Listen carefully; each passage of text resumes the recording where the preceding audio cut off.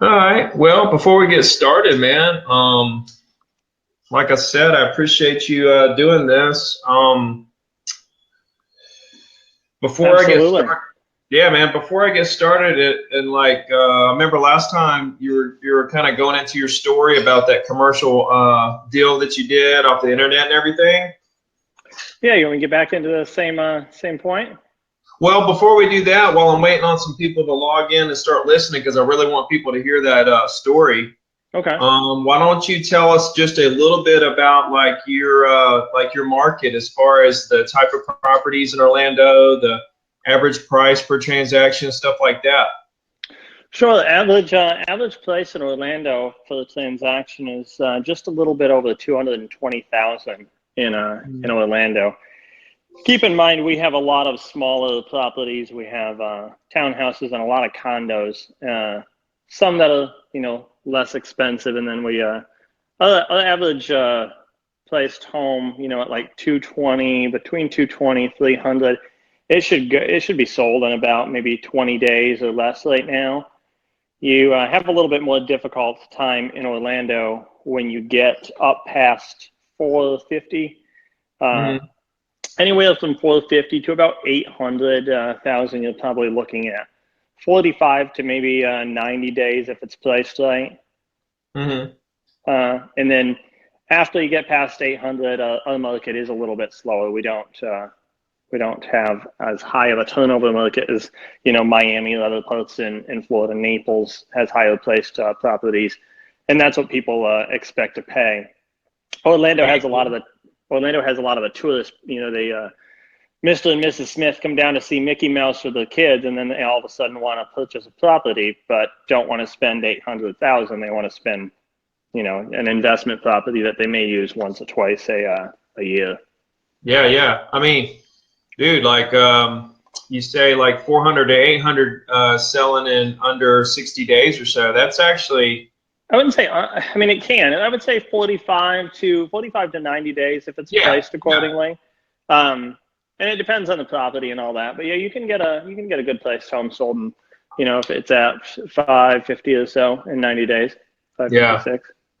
That sounds like a really cool market, man. I tell you, we got Gulfront condos here, and that's primarily what we do. But I sell a lot of houses and everything else as well. But sometimes we sell them in a day, and sometimes it takes a couple years. Like Yep. things I think will sell in a day never sell, and things I think will never sell in a day. It's crazy. Isn't that the way it always works? It's funny too, because down here we have a lot of international buyers. So some of these Mhm. homes that do sit on the market long, they're very unique. We had a big turnout with that Brazilian market. We have some other markets that are coming in here now, and they like to decorate in their own style. So sometimes it's a little bit difficult to get those unique homes sold. And so once you get to that higher price point, you can sometimes have some challenges getting it back to that just kind of bland look that sells. Yeah, cool. Well, man, like I said, last week we kind of had technical difficulties, so I'm glad you were able to do this again. Last week you were kind of getting into the story of I guess, one of your first social media deals, and it started cutting in and out on us. I'd love to hear the end of that story, maybe start from the beginning. Sure. Yeah. Well, what I found out by telling that story last week was that my internet at my office was not as fast as at my house. So Mm. we've changed locations. Back when I got into real estate, really, some of the newer agents may relate to this better, but you're sitting in that real estate class and they're going over all the stuff. And one of the things that the instructors teach you is how to farm a market, or, farming an HOA neighborhood. I kept hearing the same thing, and I thought, well, if everybody else is doing this, agents are already farming these neighborhoods. You've got to farm it more for longer to kind of overdo the other agent that was there farming. I said, why don't I just try something different and kind of farm the internet for people? I mean, Orlando is one of the big markets for the people that are, wanting to move down here, but are searching from another state online. So I started out by Instagram, via Facebook, all the normal stuff, LinkedIn, and some other things. And then I was working with a client. I had already helped them with some commercial property, and they were buying a second home. and we're in the house. It's a vacant house. I think it was bank owned. And I realized that even though I had helped him this long, the whole long time, I never actually touched on how he got to me in the first place. And he makes a mention. He says, "Oh yeah, we're great followers on Instagram or something." And I said, "Oh yeah, we are," kind of with a puzzled look. And hopefully I didn't look too puzzled to him. But I said, "What's your username? How can I find you on Instagram?" Got his information, and went back to the office later and looked him up. I wasn't even following him, but because of my footprint on social media, he had been following me for who knows how long before I actually helped him with the commercial deals. Mm-hmm. And that's kind of when it dawned on me, like, wow, almost like a celebrity. Take any Britney Spears, Justin Bieber, whoever you want to compare. The people that adore these, Beyonce or whatever, they know Beyonce like it's the family. Beyonce doesn't know who they are. Same kind of concept. I was thinking, well, I'm able to establish myself so these people actually know me, quote, like family. And so they already trust me. When I get the call for most of my leads, a good amount of them anyways, I don't even have to break that barrier. I don't know how many, I think in my career, I've only had a handful of times where they actually interview other listing agents. By the time they get to my phone call and I meet with them and all that, their guard is already down because they've seen all my posts. They somehow relate to me by the restaurant I eat at or something. And so that was my aha moment. And for lack of better terms, I was like, well, this crap can work. Let me keep on going. Yeah. So once you realized that, that person found you through Instagram or what have you, like what went through your mind and what did you start, in your mind what was the plan from there? Like, how did you start implementing, growing into what you are today and where you're going from here? Well, the first thought that crossed my mind is, how in the heck do I follow this guy back now without him seeing I'm just now following him? So I liked about 20 of his posts. I followed him, and then I liked like 20 of his posts so that the follow would be on one of the last pop-up notifications, and hopefully he would overpass it, oversee it, and he would think that we actually had been following each other. That was thought number one. And then some of the other thoughts were, how do I make this easier on myself? And how do I put steps in play to where I don't have to follow these people back, or I don't have to manually follow them back?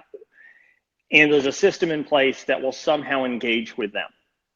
With Instagram, there's actually many different softwares out there that will auto-like pictures. There's even ones that will auto-comment. You have to be careful with all this software that you're coming off genuine. If anybody has Instagram, we all know, or we've all had that post on the same picture, I love it, or beautiful picture, and it's something that's not even related to the comment, it comes off ungenuine. However, auto-liking posts, you can like anything and people see it. The comments, you just have to be careful, or anything that's auto-generated, make sure it's not going to come off ungenuine. Make sure they're not going to know that you're not doing it. Right. Is there a app that you like, or what are you using? What's your favorite? The one for Instagram I use, it's Robo-like, auto like Richard OBO, like robot, but it's robolike.com. It's $7 a month. It will auto-like pictures. You can put in as many hashtags as you want. So I think I have, let's just say Orlando, Florida is one of my hashtags. So anybody that posts a picture with the hashtag Orlando, Florida, it will go in there like that.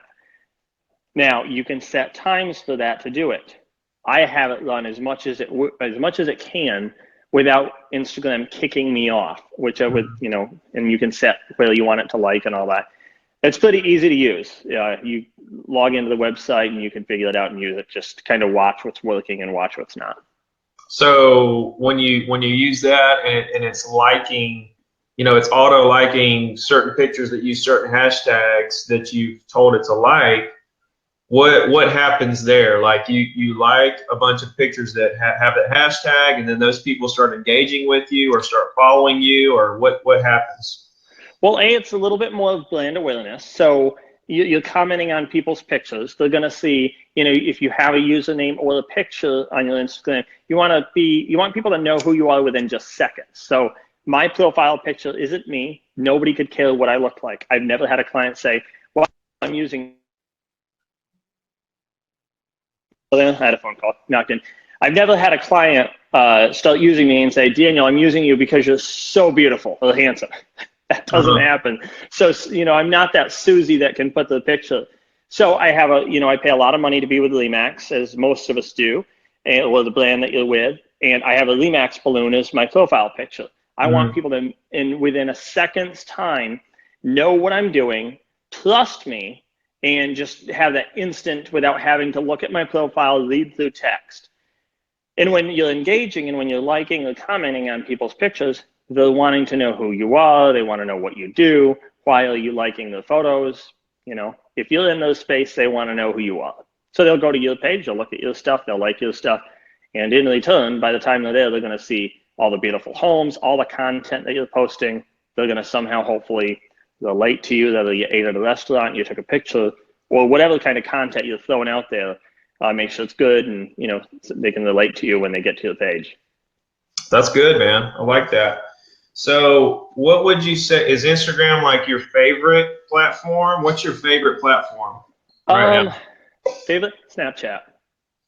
Mm-hmm. Snapchat's my favorite platform because it's the least expensive for the amount of audience you can capture. So I don't have a huge success story to tell you on sales. I do have a huge success story. I mean, it's capturing the audience. It's just, I don't have a success story to tell you. I've only been using it for 6 months, and sometimes social media can take a little bit longer. The filters, I'm not so much talking, taking Snapchats yourself. That's, you can connect with your sphere and get people to understand what you're doing, and maybe they'll relate to you and like you in some way. But using those Snapchat geo filters, you can really maintain and capture a good amount of people for very low cost. Okay, well, for those those watching that don't really understand, what is a geo filter? How do you use it? Sure. So Snapchat geo filter is, how you can have like a black and white filter after you take a picture. Yeah. Well, you can change the color to black and white. Snapchat has a thing called a geo filter. You can take a photo just similar to how you would on your camera, except you use the app Snapchat. And when you've taken the picture, depending on the location, which is the geo, you map out a location of where you want your filter to be, the people can then slide to the left or right. They can change the photo to black and white, higher saturation, just a few bunch of fun filters. And if you've paid for a filter in that area, they will see whatever your filter is. So it doesn't have to be black and white. You could put, per the guidelines, I think I have mine as Orlando's 5-star rated real estate agent or something close to that. And there's like a bit emoji of me.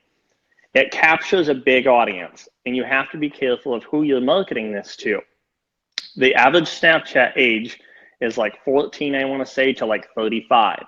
Well, obviously your 14 to your 19-year-olds probably aren't going to buy a house. So if you're marketing this at a concert, maybe somebody that's younger and bringing in younger people, the Jonas Brothers, for example, or whatever, you're probably not going to get that 25-year-old to 35-year-old.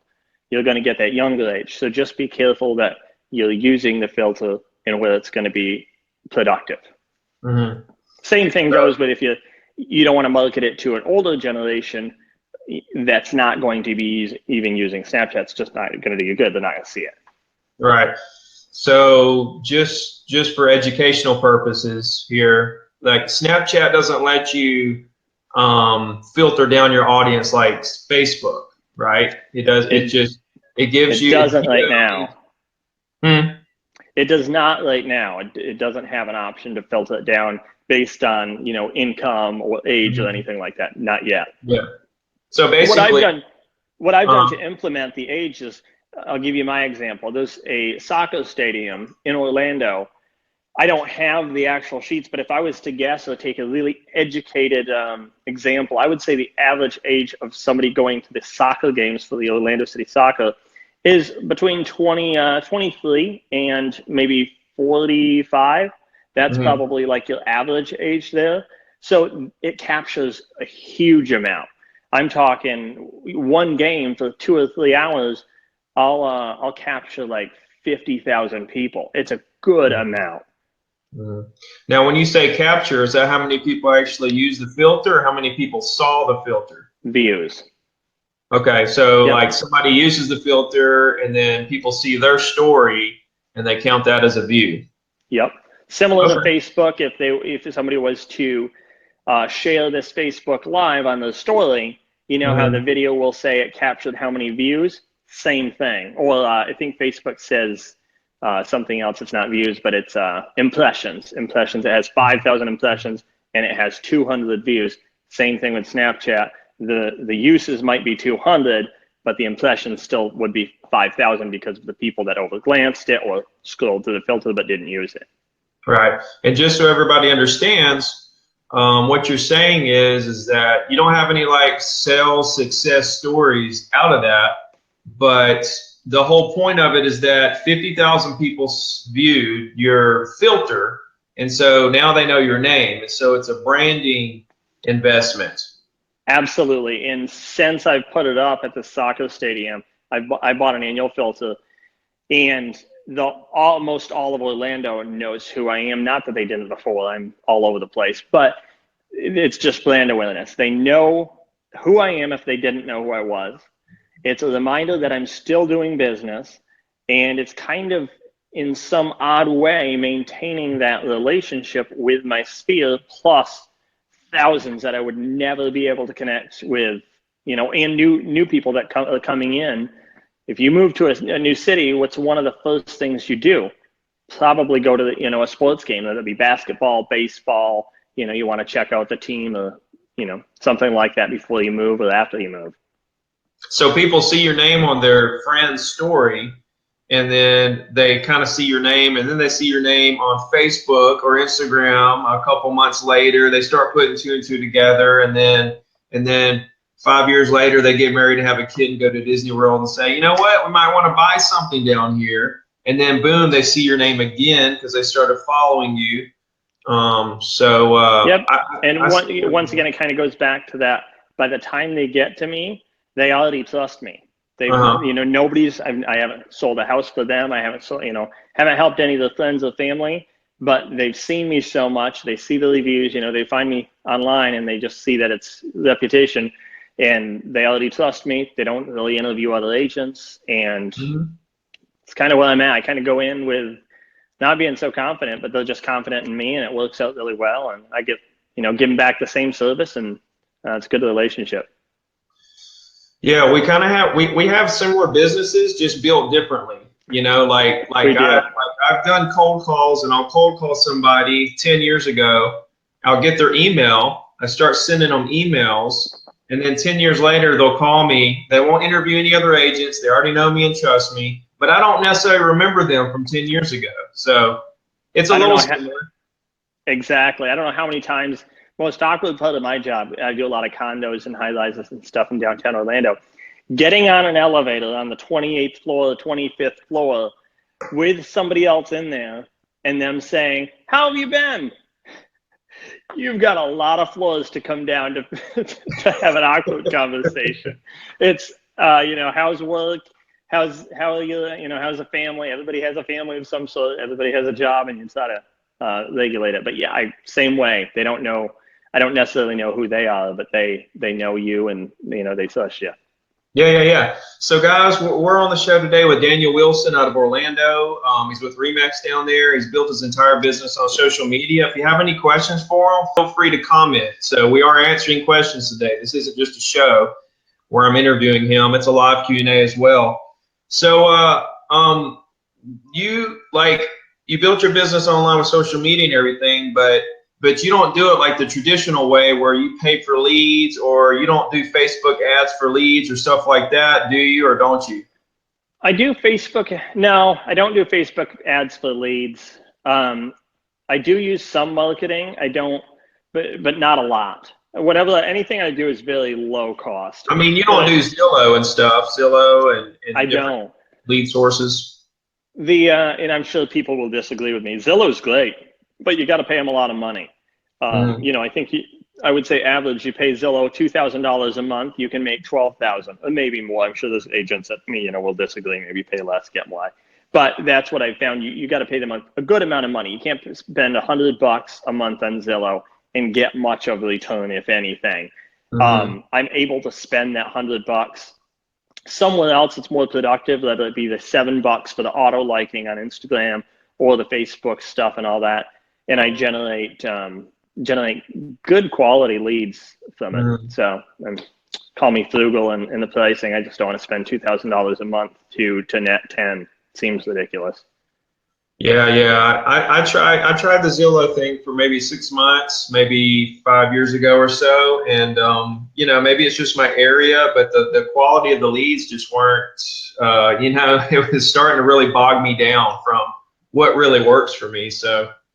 Well, it's a lot of work too, and I think that the lead that you're getting on Zillow, if you're going to do it that way, you need to have somebody in place to call those leads really quickly. So if you're gonna pay $2,000 and get those leads coming in, you then may want to think about having an admin, if you don't already, or someone, a buyer's agent or someone following up with those leads. So are you paying $2,000 a month and then paying someone on top of that, you know, such as an admin to follow up on those leads? How much is it actually costing you? Whereas the programs through some of my social media, there's nobody that needs to run it. And generally, they've established some sort of sense of trust with me that they'll wait a while to, you know, for me to call them back. If for some reason I accidentally forget to call a lead back rather quickly, which is one of my main traits, I want to call people back quick.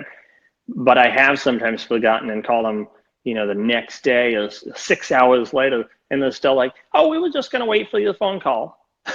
It's just a different lead. It's a trusting lead instead of somebody that just wants somebody on the phone in 4 minutes. Yeah, two different scenarios. So we talked about Instagram, where you post stuff on your area, houses, you know, you have your pictures, the Remax balloon, you've got all your information there. You use Robo Like to generate engagement.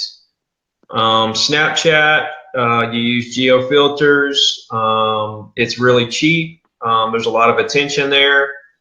What do you do? Do you do anything on Facebook at all? Yeah, I do a lot of stuff on Facebook. I have a business page, over 2,000 likes, just to be kind of funny and get more likes. You know, for Hurricane Irma, we just recently had, I set up like a weather cam on the business page and said, you know, watch a live weather cam from the 23rd floor of a condo. And it got me about another 150 likes and all that. How genuine, or, you know, how much they're going to be interested in buying a house, that's another story. But Facebook, you got to be careful. You do realize the stuff you're posting on Facebook is not hitting SEO. It's not out there on search engines and stuff. So sure, spend a good amount of time. If you have, I think I have over 3,500 friends on Facebook. I've converted some of those to the business page. And I try to put up a post, you know, I would say 3 posts a week that are real estate related, and maybe two or three, you know, kind of every other one that's personal. Or maybe, you know, one of me in front of a new house, and that way it's personal and business. But you got to be careful what you're spending your time on if it's going to be productive. Facebook does not hit other search engines. So you can be posting all day long, do you want to buy a house? I'm the best agent in town, and using all sorts of, you know, your city name and all that to get SEO, but it's not going out to search engines. So think of other places. Think of doing a blog through your website. Think of WordPress. Think of press releases. And if anybody ever contacts you and wants to put your article, you know, your name in a magazine or anything that would be online, if it's free, go for it. I wouldn't recommend paying to be in a magazine, but think of Yelp advertising. Yelp is really good for SEO. Think of, you know, Zillow is not going out to SEO with your name on it as much as some other places. Make sure you have a Google business. Make sure you're collecting reviews on your Google business. Make sure you have those, like Fiverr is a app or a website. Fiverr, you can pay somebody in another country to set up like 80 business directories for you. It'll probably cost you $30, but you'll come up on search results. So Bing, Yahoo, all these places like Yellow Pages, all these places that you would normally never think of, it will rank you higher in search results. And make sure that you're doing that stuff on top of Facebook, because let's say you have 500 friends on Facebook, you posting that stuff all the time is still only going to get to the 500. It's not going to get to very many other people. And then whatever you're posting on Facebook, even on your personal page, I highly encourage people to make everything public. There's some agents that say, well, should I have a personal and a private profile? Well, imagine if you're a client and you find a private profile, but your friends with the one that's public, but then you find a private one. What is that agent hiding? Should I know what?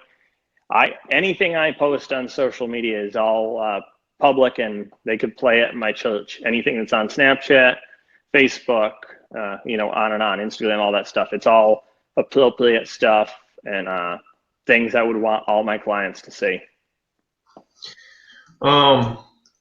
You said a lot of stuff there, man. You said Viber, Yelp, Google, blogs. Yeah. Did you catch it all?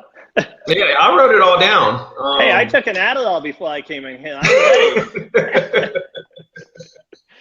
Guys, notes I had, I posted the notes on the other event, but just go briefly through what I have. Also make sure that all your information is accurate, consistent, and up to date. Whatever you have on Facebook, as far as like business page, if you have, for instance, I'll use mine, Top Orlando Living on Facebook. Make sure it's Top Orlando Living on Yelp. Make sure it's Top Orlando Living on Google. Other than Facebook, a lot of these other directories will link them together. If you have a different business name, even by a character, or you add your name and stuff like that, it won't recognize that it's a reputable business. Make sure you're consistent and make sure everything's up to date. If you change offices, go through stuff, once a month at minimum. Okay. I guess I would like to hear a little bit what you were talking about Google Business. Are you talking about having one of those Google Plus accounts? I have those. Yeah. Actually, yeah. Good that you touched on it. Those are great too. A Google Plus account is comparable to, say, a Facebook account. It's the social platform. Except all the stuff you post on Google Plus is going out to Google search engines. I don't use Google Plus as much as I should, because we, like you and most people we're more, we have a lot more friends on Facebook. We've used it for longer. Google Plus really never went, big like MySpace or Facebook did. And so I do use it for some posts, but even if you're posting once a week on Google Plus, it's good, because it's going to be going out to the search engines, which if you're posting on Facebook, anything you post on Facebook, the chances of it getting on a search engine is very low, if it does at all. Yeah. What about Yelp? What do you do there? I mean, I'm sure a lot of people are thinking, no. If anybody's on here that uses Yelp, has the Yelp app or anything, go and find me. The business name is Top Orlando Living. Yelp is a bit of a different character. Unlike Zillow, where you can ask a client that's never used Zillow before, if you find somebody that's buying a house or selling a house that's never used Zillow, if that's even out there anymore. Everybody uses Zillow, but let's say they don't have an account. You can ask a client that has never set up a Zillow account to do so and leave you a review, 5-star review, and it will stay on your profile. Yelp, if that person hasn't used Yelp before or actively use it, if they create an account and leave you a review, that review will not show up as a featured review. Basically, it won't get deleted, but it's almost impossible to find in the profile. So whenever I close with a client or have a good, let's say all my experiences are good, but whenever I have a good closing and the person wants to leave me a really good review, I go through kind of the stages if I don't know them well enough already.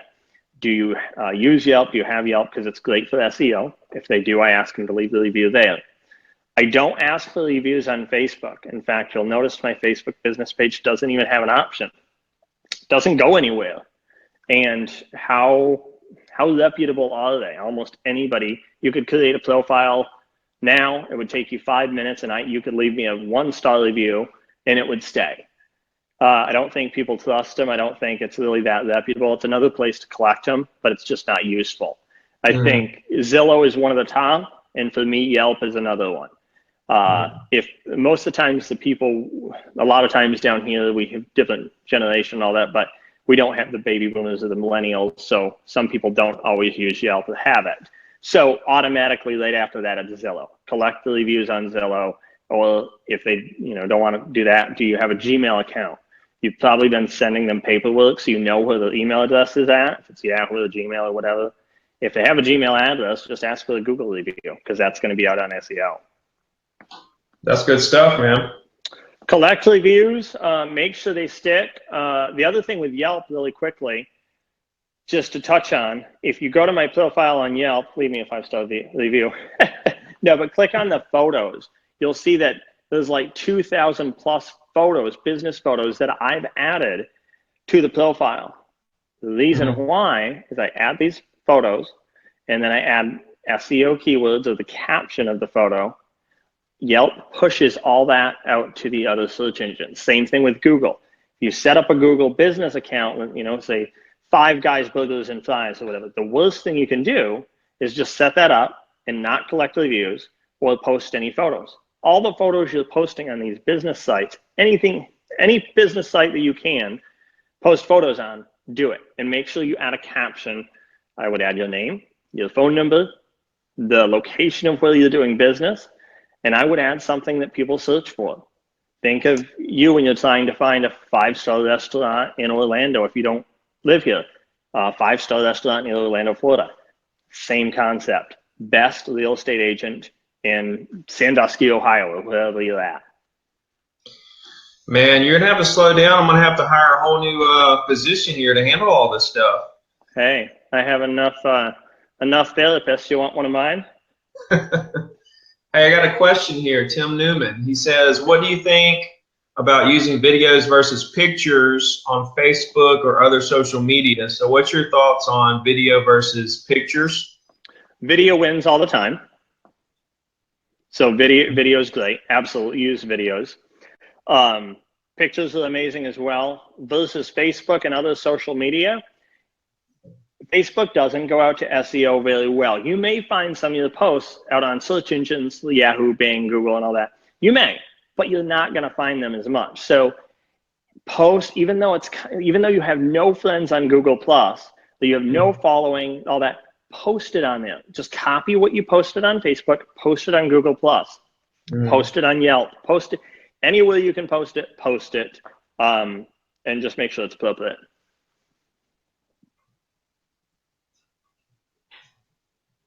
On Yelp and Google Plus. Yelp, I believe in order to post a video on Yelp, you have to do it from a personal account. You can't do it from a business account. So there's a way around that. You want to use, you want to have a personal account on Yelp, similar to like having a personal Facebook, and you want to use it. And you also want to have a business account on Yelp, similar to having like a business page on Facebook.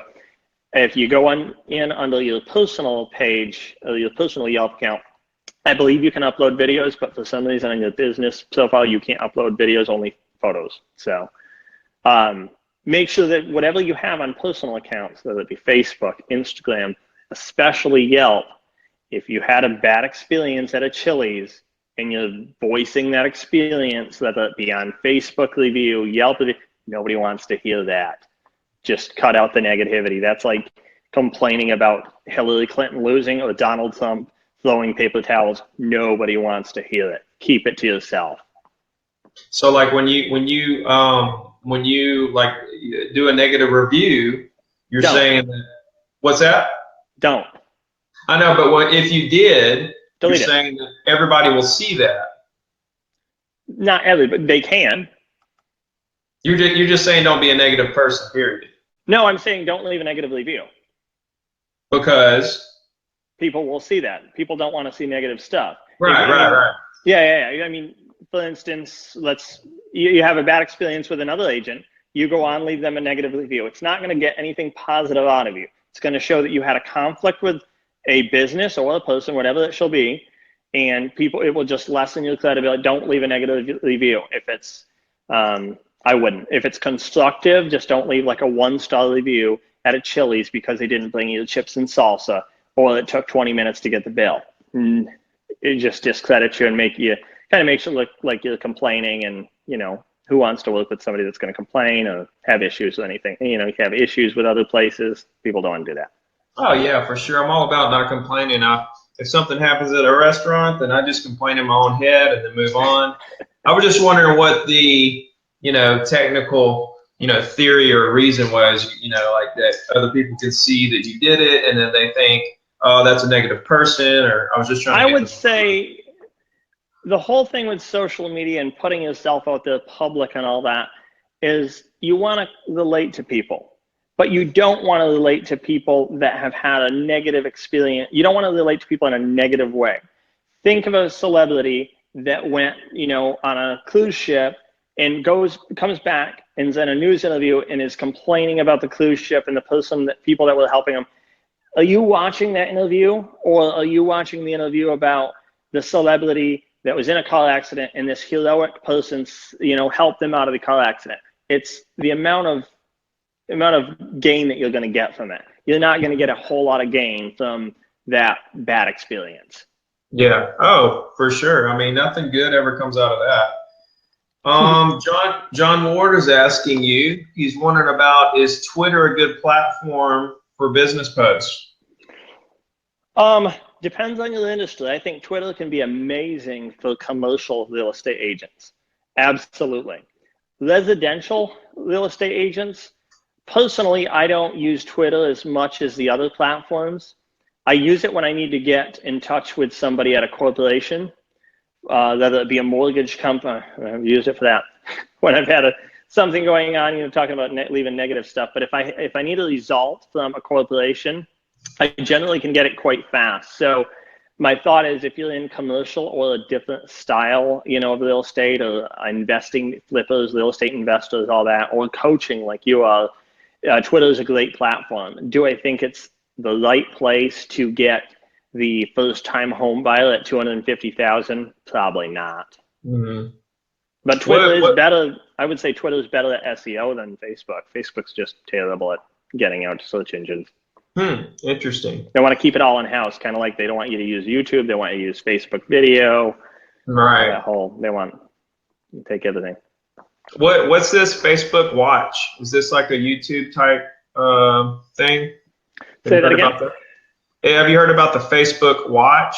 I haven't. What is it? Like, is it like I was hearing about it. I don't even know if it's a real thing. Like, it's a video type deal for Facebook. I think it's really, really new, if it even exists. Yeah, I haven't heard a thing about it. Honestly, I haven't been as in touch with social media the last 6 months probably as I have. I was when I was speaking to you at the Tech in Touch, speaking to everybody up there at the Tech in Touch. My business down here has just been insane. Orlando is booming. There's investors still heavily trying to get in here. People are first-time home buyers. It's crazy. The home buyer grants are going away. So people are trying to buy at first-time home buyers. And with the storms and stuff, my business has just been crazy busy. So I've been consistent with what I've been implementing, but learning new stuff, I would have to give myself an F on keeping up with technology over the last 6 months, just because I've been so busy. Do you do anything except for social media to generate business, or is it 100% social media? No, I think you still have to go back to old school. Those open houses, those door knocking. I don't think I've ever done door knocking in my life, but it works. It's very productive. I have a great friend of mine that is with another company. She makes well over 6 figures. I mean, she's doing great. I'll call her in the mid of summer down here. It's like freaking 105 degrees, and see if she wants to go to lunch. She said, "Oh, can't. I'm out door knocking." I'm like, you need medication. What are you doing? But it works. Absolutely. The old school stuff still absolutely works. The farming the neighborhoods of the HOA, it works. It absolutely does. So it's not that it's not successful. It's I wanted to do something new. It was working and all that. But no, I absolutely do. I do open houses. I still do any sort of community event that I can get myself in front of neighbors, other than door knocking, but HOA gatherings or anything like that. Networking is big in Orlando. We have a lot of business networking, chamber events, all sorts of stuff like that. I'm throwing a huge fall festival in Orlando. It's at one of my houses that's placed at 600,000. Great place.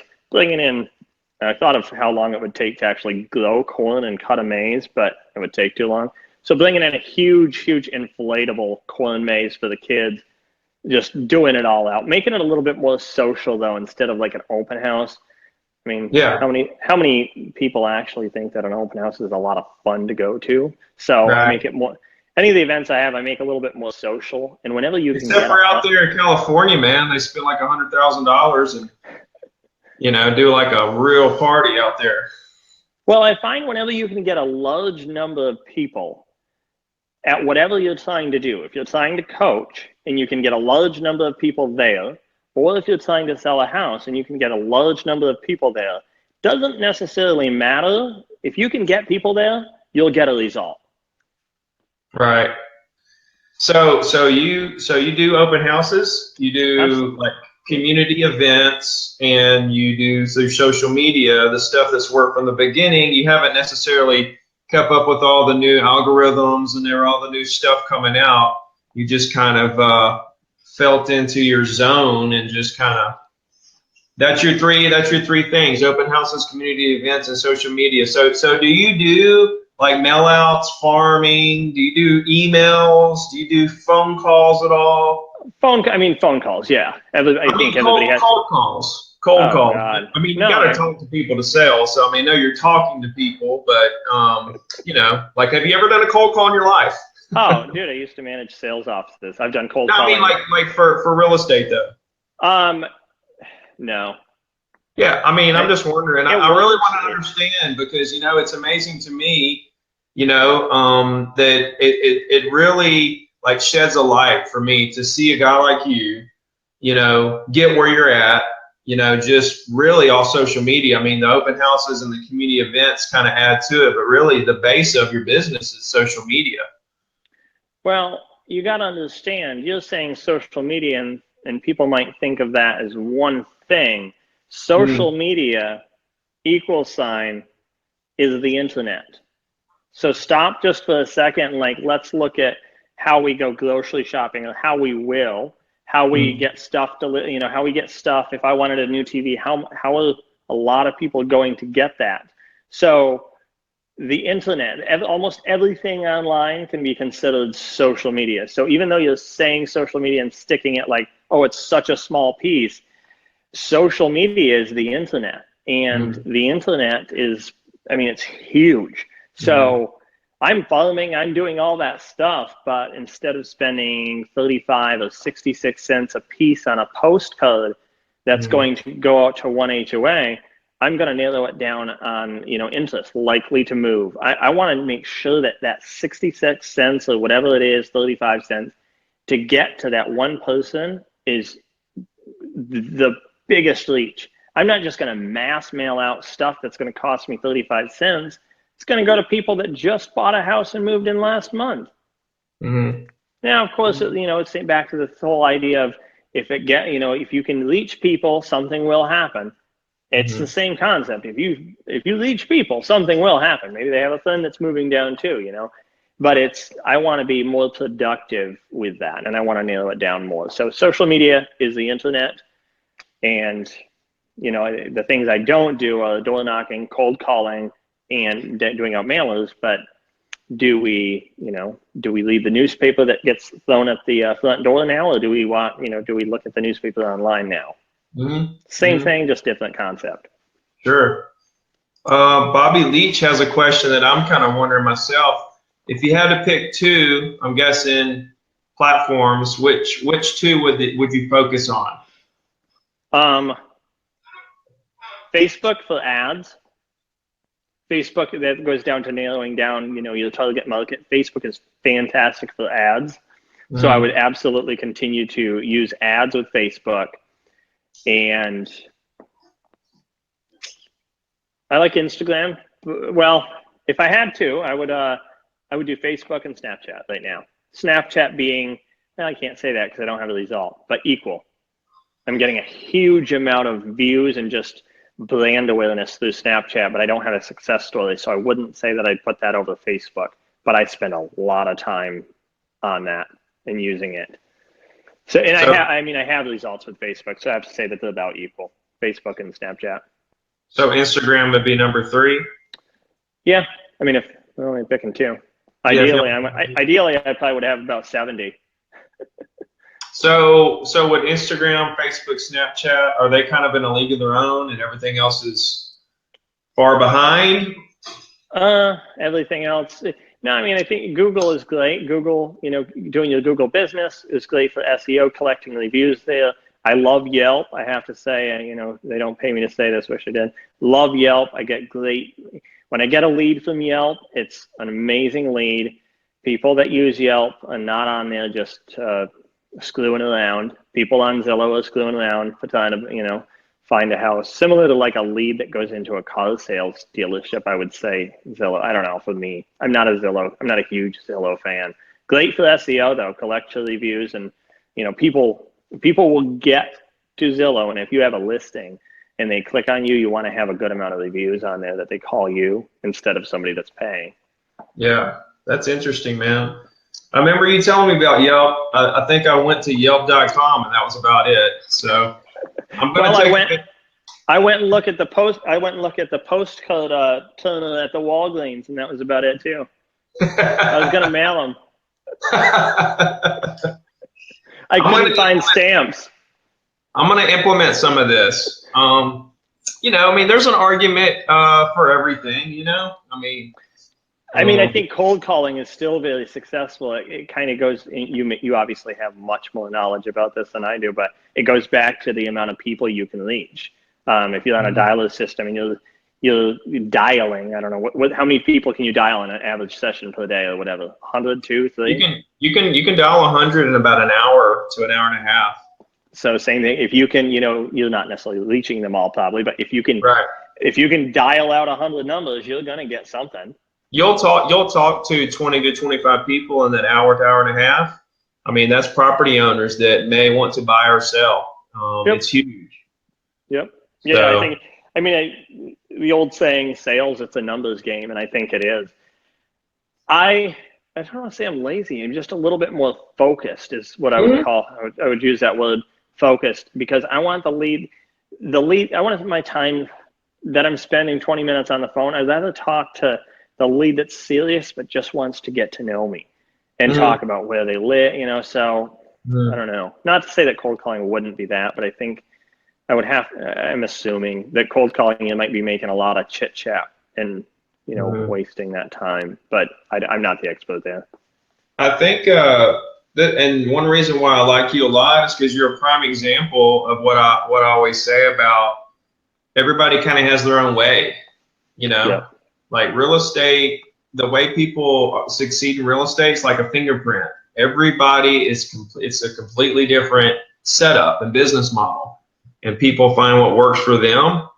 And then when you find your niche, what works, you have to tackle it. So yeah, I'm kind of the same way with back to the open house style. Even though they're very successful and all that, you'll get listings. But even though I'm doing the open houses and all that, I do it differently. I'll remember back when I was first starting out in this business, I was doing open houses. I was new. I didn't have people climbing out of the water to come see these houses because Orlando is so saturated that the homes, if anybody wanted to see them, they already had an agent or whatever.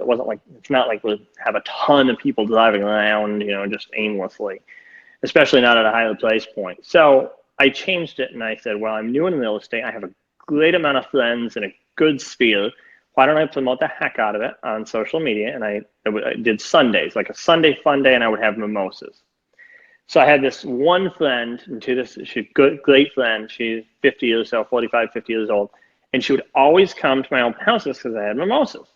So she'd come, she'd bring her mom, after church, and they would stop by, have a mimosa. We'd talk for 30 minutes, hour, just have a good time. In fact, sometimes she was the only person that would show up. Well, I remember one time she was there and she came by, and while she was there, I think the son had called her, said, "What are you doing?" She said, "Oh, I'm having a mimosa before I go to breakfast or whatever at Daniel's open house."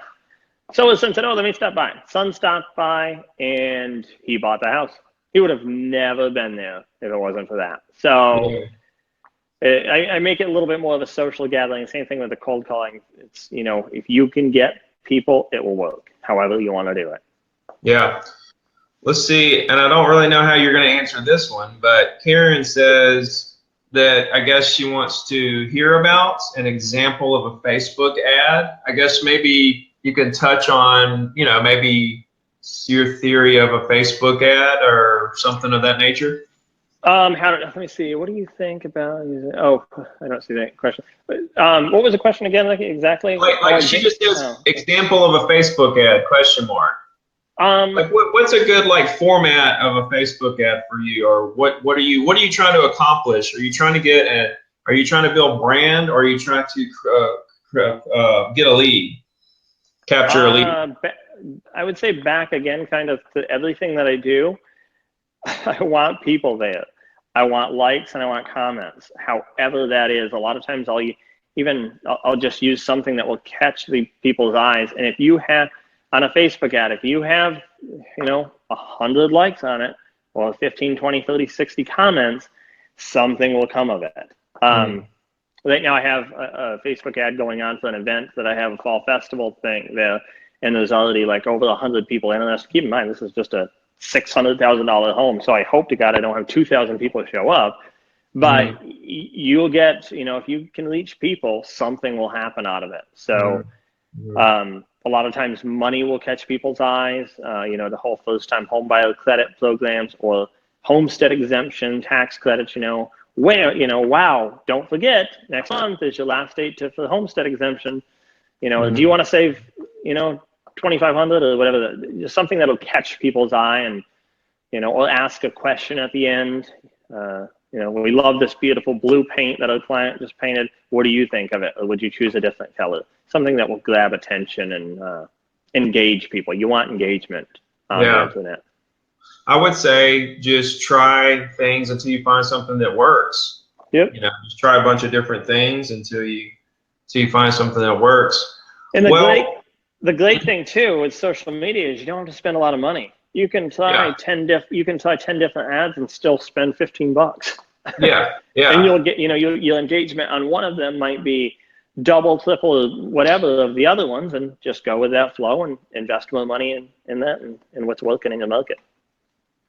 I do have a question, you know, like that I'm sure a lot of newer agents and even more experienced agents who are just now getting into social media, trying to figure it all out, you know, I mean, when you have a Facebook business page, you know, and you post, people don't really see that unless you pay Facebook.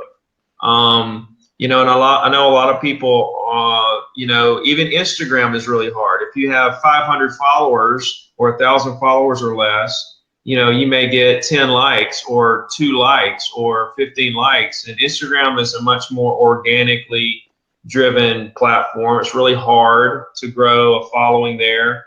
What would you say for agents who are trying, they're posting 2 to 3 times a day, they're doing everything that they think they're supposed to do, but they're kind of frustrated because they're not getting the engagement or they're just not getting any traction? Sure. So first things first, each platform is different. Even though they're social media and we're going to throw them in the same category, they're very different. 2 different beasts. Second of all, what are you saying? What was the last part of that question? I had something else to go along with it. Well, we'll start with that. So 2 different beasts. Instagram, to gain engagement and stuff, you can use hashtags. So use hashtags that are common in your market. Use hashtags that are popular. It's very simple to see what's popular or trending in hashtags on Instagram. You go to I think it's like the top search bar, and you can type in under tags Orlando, and it'll tell you how many posts that hashtag has. How, you know, and you can type in Orlando, maybe Orlando homes or whatever whatever your market is, and it'll tell you how many likes that has. Well, if Orlando Homes only has 17 posts or 17 uses, why would you use that? You know, use the hashtags that are popular. Instagram as well, you can check in someplace, you know, put that you're somewhere. We have a really big city park in Orlando called Lake Eola Park. One post a week is at Lake Eola Park, even if I'm not there. That way people that click on that location, they're going to see all those posts. So that's Instagram just for a minute. And before I forget it, the other part of that was you made a mention of posting 2 or 3 times a day. That's okay with Instagram. You can post 2 or 3 times a day. Know when to post. Do a little bit of research. Just Google when's the best time to post on Instagram. This stuff changes, like you mentioned, the algorithms and all that. Know when to post. Posting at 9 o'clock at night probably isn't going to be the best right now on Instagram or Facebook, really. So know when to post. Back to the posting 2 or 3 times a day. Don't do that on Facebook. 1 post a day, maybe 2 maximum. Don't ever post the same thing on your business page as your Facebook. The contrary to that is, well, I'm going to switch over to Facebook and how to gain some engagement.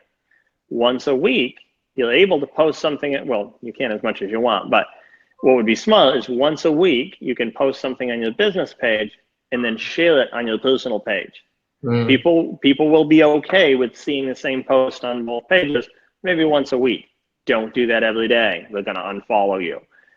I think when I was talking at the Tech and Touch Rally too, Facebook Live or video is very popular.